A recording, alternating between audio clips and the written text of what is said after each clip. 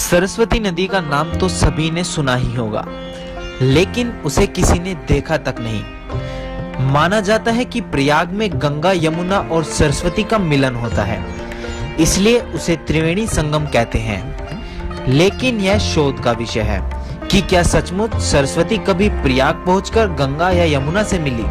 सरस्वती नदी के बारे में अक्सर कुछ सवाल खड़े हो जाते हैं। क्या कभी सरस्वती नदी का अस्तित्व था तो इसके पुख्ता सबूत कहाँ हैं? यदि सरस्वती नदी थी तो वह लुप्त क्यों हो गई? क्या सरस्वती नदी कभी गंगा से मिली थी? यदि सरस्वती नदी थी तो उसका इतिहास क्या है? पवित्र नदी गंगा, जमुना, सरस्वती के बारे में आपने सुना जरूर होगा, मगर देखा केवल गंगा जमुना को ही है। इस स्थान पर आकर सरस्वती नदी गुप्तगामिनी हो जाती है। ये जगह उत्तराखंड में बद्रीनाथ के भी आगे भीमपुर के माणा गांव के पास है।